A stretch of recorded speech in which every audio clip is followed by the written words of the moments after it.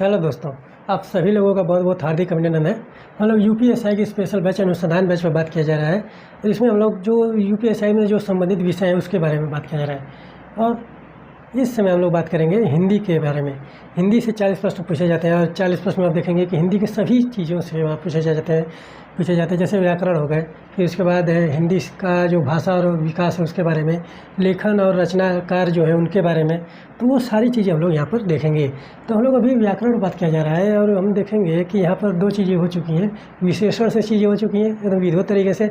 और कल हमने बताया था कि तद्भव तत्सम किस प्रकार से होते हैं, और कल एक लेक्चर तद्भव तत्सम पे हो चुके हैं और आज आप लोगों का तद्भव तत्सम से बहुत सारी चीज़ें कंप्लीट हो जाएंगी। और यहाँ पर आप देखेंगे कि एग्जाम से जितने भी पहले के प्रश्न पूछे गए हैं वहाँ से प्रश्न उठाए गए हैं, वहाँ से जो तद्भव तत्सम उठाए गए और अपने से जो अपने अनुभव के आधार पर जो चीज़ें उठाई गई हैं वो सारी चीज़ें यहाँ पर देखने को मिलेंगी।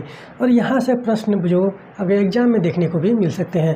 तो यहाँ पर ये सारी चीज़ें हम लोग याद रखिएगा और नोट डाउन करते रहिए। तो सबसे पहले एक बात ध्यान दीजिएगा कि तद्भव तत्सम किसे कहते हैं।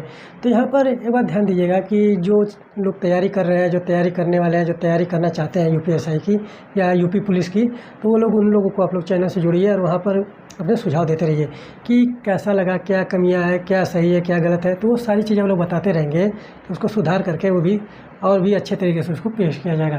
तो तद्भव तत्सम के बारे में हमने कल बताया था कि एक लाइन में दोनों चीज़ों को डिफाइन कर दिया था कि क्या होते हैं। तो यहाँ पर ध्यान दीजिएगा कि तद्भव क्या होते हैं। ठीक है, तद्भव क्या होते हैं? संस्कृत के विकार रूप होते हैं। ठीक है, संस्कृत के विकार रूप माने जाते हैं। ठीक है, यहाँ पर ध्यान दीजिएगा कि विकार रूप माने जाते हैं। ठीक है, माने जाते हैं। यानी कि जो बोलचाल की भाषा में जो जैसे कि विकार रूप के रूप में देखा जाएगा, तो जैसे कि मान लीजिए कि बोलचाल की भाषा में वर्तमान समय में जो भय लगता है, डर लगता है, तो जो डरना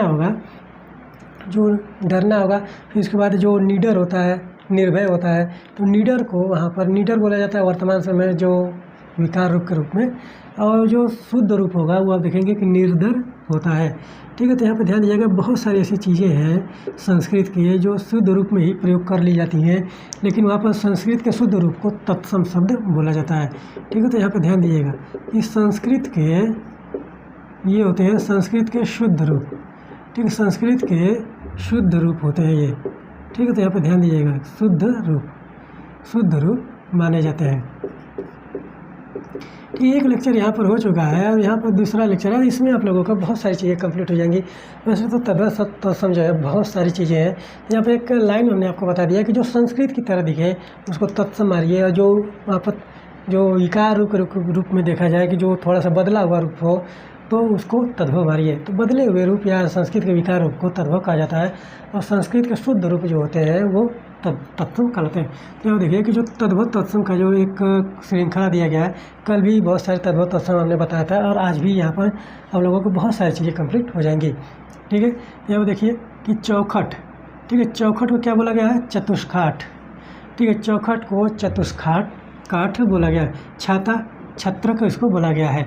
जौ, यहाँ पर जौ शब्द जो प्रयोग किया जाता है वर्तमान समय में जौ का आटा हो गया, या जौ का जो खेती हुआ था आप देखेंगे कि बहुत प्राचीन काल से ही जौ की खेती हो रही है, और उसको प्राचीन काल में ही यव शब्द का प्रयोग किया गया था, संस्कृत का शुद्ध रूप। ठीक है, तो यव शब्द जो है जौ शब्द के लिए आया था, ये बहुत ज़्यादा महत्वपूर्ण है और इससे प्रश्न बन जाते हैं। ठीक है, फिर उसको जानना का क्या होगा? ज्ञान। ठीक है, तो जानना का ज्ञान होगा।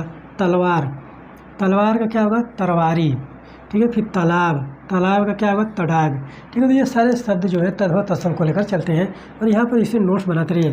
ताव का ताप हो गया, तीनका का त्रिषण हो गया, त्रीड़ हो गया। ठीक है, त्रीड़ लिखा है, त्रिषण नहीं लिखा है, त्रीड़ है। तीजा का तृतीयक हो गया, तीखा का तीक्ष्ण हो गया, तीता का तिक्त हो गया। ये तीन शब्द जो हैं यहाँ पर ध्यान दीजिएगा कि इसमें कन्फ्यूजन हो सकता है, लेकिन इसको एक बार क्लियर कर लीजिएगा। तीजा का तृतीयक होगा, तीखा का तीक्ष्ण होगा और तीता का तिक्त होगा। और यहाँ पर इन्हीं दोनों में बहुत ज़्यादा कन्फ्यूजन होगा, तीखा और तीता में।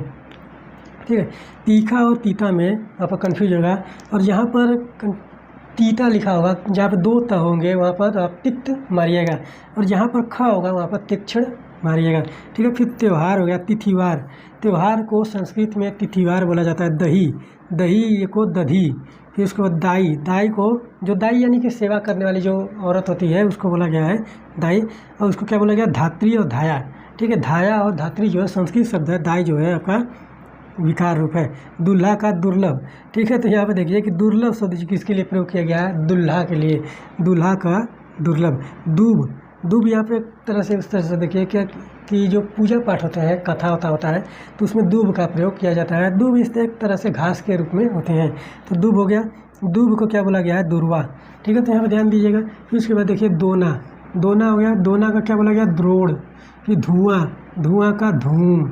नंदोई, नंदोई ये रिश्तों में आते हैं। उसके बाद देखिएगा नंदाद्रिपति। फिर उसके बाद नाई, नाई का नापित है। निडर, निडर का निर्दर है। ठीक है, वहाँ पर निर्दर है, द है या की जगह ड है। नहर, नहर का क्या आता है, ज्ञातिगृह। यह प्रश्न पूछा गया था अभी हाल ही में किसी एग्जाम में, आर में ही शायद पूछा गया था। नहर, ज्ञातिगृह। पंख का हो गया पक्ष। ठीक है, पंगत का हो गया पंक्ति। पड़ोस का हो गया प्रतिवेश। ठीक है, पड़ोस का तो प्रतिवेश हो गया। अगर हम पड़ोसी लिख दें तो क्या हो जाएगा, ठीक है, पड़ोसी का क्या हो जाएगा, प्रतिवेशी।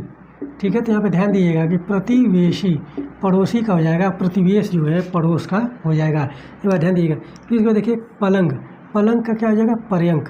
फिर बगुला, बगुला देखिए वक, वक बोला गया। बड़ा, बड़ा का वृत्तक। बढ़ई, बढ़ई का वर्धिक। बढ़ना, बढ़ना का वर्धन। बुआ, ठीक है, बुआ को क्या बोला गया, पितृश्वसा। ठीक है, पितृश्वसा। फिर इसके बाद मूछ, मूछ को क्या बोला गया, मूछ को श्मश्रु, श्मश्रु बोला गया। सलाई को शलाका बोला गया। ठीक है, तो एक बात ये बात ध्यान दीजिएगा कि यहाँ पर ये सारी चीज़ें जो है तद्भव तत्सम को लेकर होती हैं। एक बात यहाँ पर ध्यान दीजिएगा कि यहाँ देखिए कि भगिनी, ठीक है, भगिनी हो गया। ठीक है, भगिनी का, भगिनी नहीं, यहाँ पे ध्यान दीजिएगा इस तरह से। ठीक है, बहन, ठीक है, बहन, बहनोई। ठीक है, बहनोई। और भतीजा,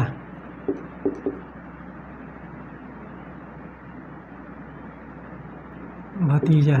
ठीक है, इन तीनों में अब देखेंगे कि एक ही शब्द का प्रयोग होता है, लगभग में एक ही शब्द होता है। जैसे कि भगिनी, ठीक है, भगिनी हो गया, भगिनी हो गया बहन का। और इसी तरह शब्द होता है बहनोई का भी। ठीक है, बहनोई का। ठीक है, तो फिर उसके बाद भतीजा जो होता है भगिनेय। ठीक है, तो यहाँ पे ध्यान दीजिएगा, भगिनेय, भगिनेय। ठीक है, भतीजा का भगिनी हो गया, भगिनी हो गया, बहन का बहनोई का इसी तरह से है, भगिनोई करके सीधे शायद है। तो इस तरह से आपको ये ध्यान देना पड़ेगा कि जो शब्द मिलते जुलते हैं, जो शब्द सिमिलर है, उसका भी तत्सम आप लोगों को तत्सम तद्भव याद रखना चाहिए। ठीक है, तो बात यहाँ पर ध्यान दीजिएगा। और बहुत सारे ऐसे चीज़ें हैं जैसे कि पंक्ति हो गया, ये भी दो चीज़ों का वहाँ पर तत्सम होता है। ठीक है, तो इस तरह से आप लोग नोट डाउन करिएगा। और यहाँ पर जो चीज़ें बताई जाती हैं वो आपके प्रत्येक एग्जाम में भी देखने, जिसमें मान लीजिए कि जो तद्भव तत्सम पूछा जा रहा है तो वो सारी चीज़ें भी उसमें भी देखने को मिलेंगी। आप लोग नोट्स बनाते रहिए, नोट्स को बेहतरीन तरीके से बनाइए।